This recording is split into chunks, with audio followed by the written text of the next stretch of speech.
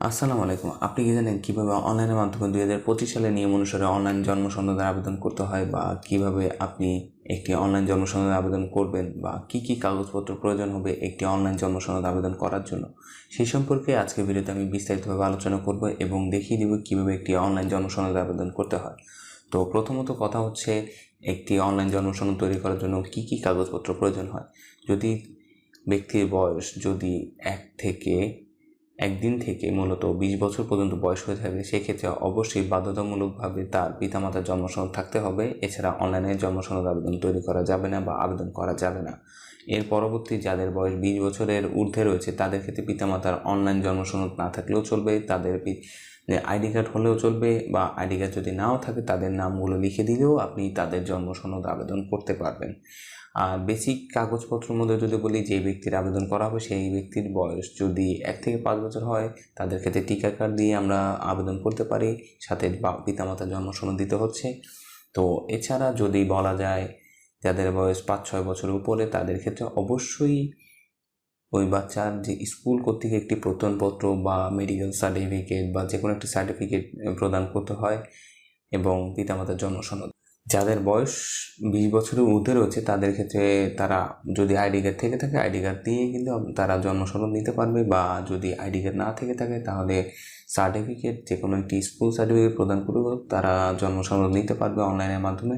এছাড়া যাদের নাকি সার্টিফিকেট নেই তারা মেডিকেল কর্তৃক একটি মেডিকেল সার্টিফিকেট প্রদান করেও কিন্তু তারা অনলাইন জন্ম সনদের আবেদন করতে পারবে। তার মাধ্যমে অবশ্যই তারা তাদের অনলাইন জন্ম সনদ নিতে পারবে বা আবেদন করতে পারবে। তো এখন চলুন শুরু করা যাক। স্ক্রিনে চলে যাই, স্ক্রিনে গিয়ে দেখাবো বিস্তারিতভাবে কীভাবে জন্ম সনদের আবেদন করতে হয়।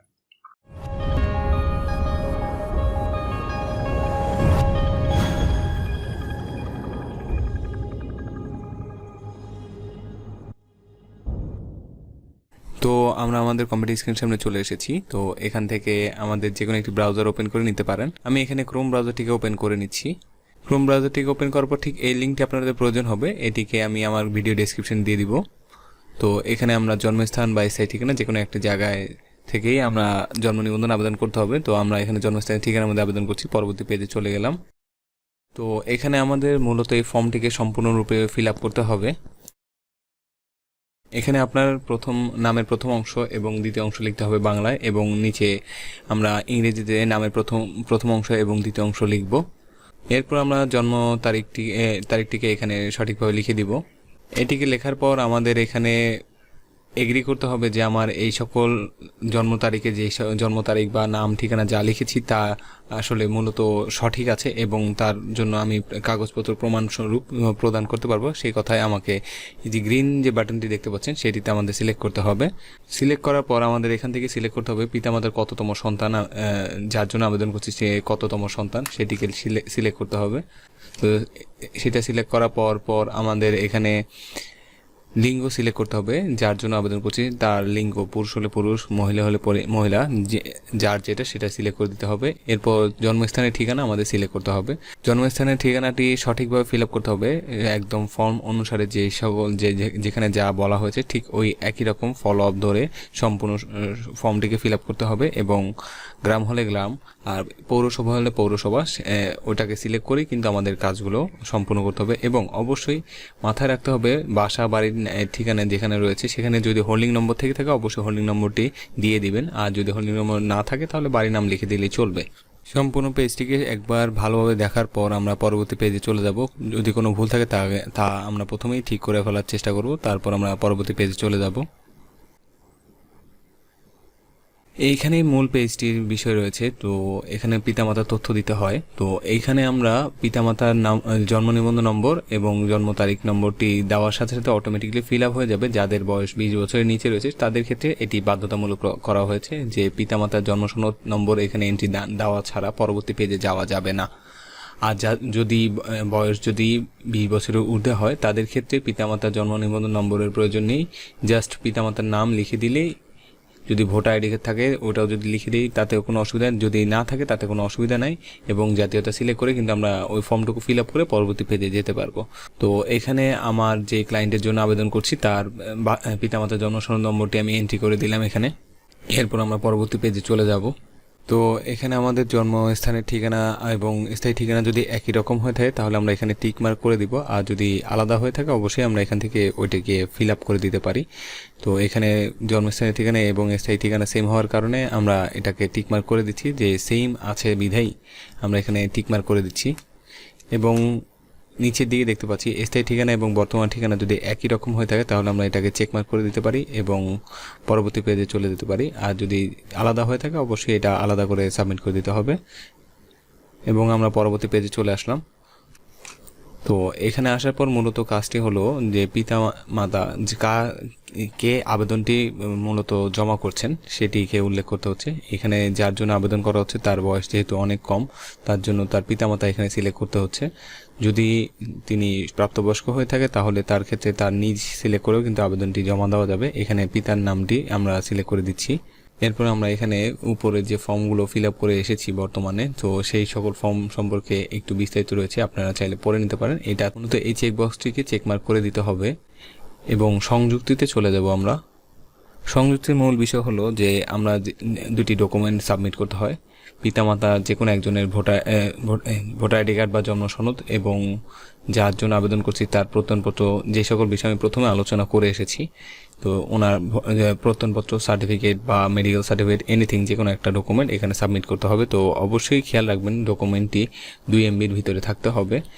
2 MBর নিচে হলে হবে না এবং 2 MBর উপরে হলে হবে না। মূলত আমি যে আবেদনগুলো করে থাকি সেগুলো মূলত 100 KBর ভিতরে দিয়ে থাকি, এর ঊর্ধ্বে আমি দিই না।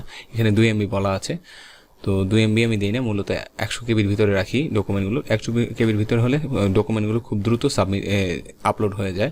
তার জন্য আমি এখানে 100 KBর ভিতরেই মূলত ডকুমেন্টগুলোকে কনভার্ট করে সেগুলোকে আমি সাবমিট করে থাকি। তো এইগুলোকে আমি এখন সাবমিট করব। তো এই ডকুমেন্টগুলো সিলেক্ট করলাম।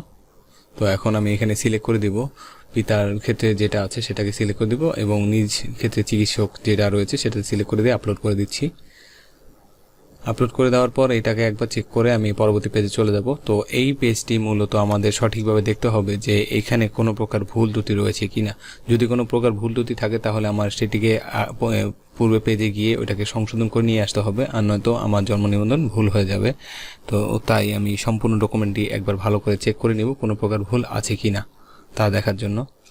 তো এখানে পিতামাতার নামগুলো আমি সঠিকভাবে দেখে নিচ্ছি যে কোনো প্রকার ভুল আছে কিনা। এরপর এখানে আমরা দেখতে পাচ্ছি যে ইমেইলের পাশে স্টার মার্ক করা আছে এবং ফোন নাম্বারের পাশে স্টার মার্ক করা আছে, ওটিপির পাশে স্টার মার্ক করা আছে। তার মানে লাল রঙের স্টার মার্ক মানে হচ্ছে যে এই ডেটাগুলো আমাকে সাবমিট করতে হবে। মোবাইল নাম্বার, ইমেল অ্যাড্রেস এগুলো আমাকে সাবমিট করতে হবে, না করলে আমার পেজ পরবর্তী আমার আবেদনটি জমা হবে না।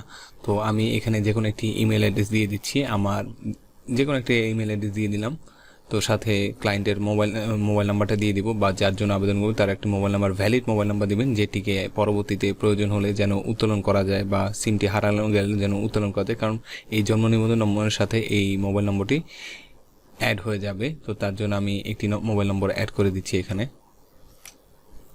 এবং ওই মোবাইল নাম্বার যেটি দিবেন সেইটিতে একটি ওটিপি যাবে, এই ওটিপিটা এখানে জমা দিতে হবে, মানে সাবমিট করতে হবে। 6 সংখ্যার একটি ওটিপি যাবে, সেটিকে এখানে দিয়ে সাবমিট করতে হবে। তো ওটিপি পাঠান আমি ক্লিক করলাম। কিছু 10 মিনিট সময় দিবে, তার মধ্যে আপনার কাছে ওটিপিটি চলে আসবে।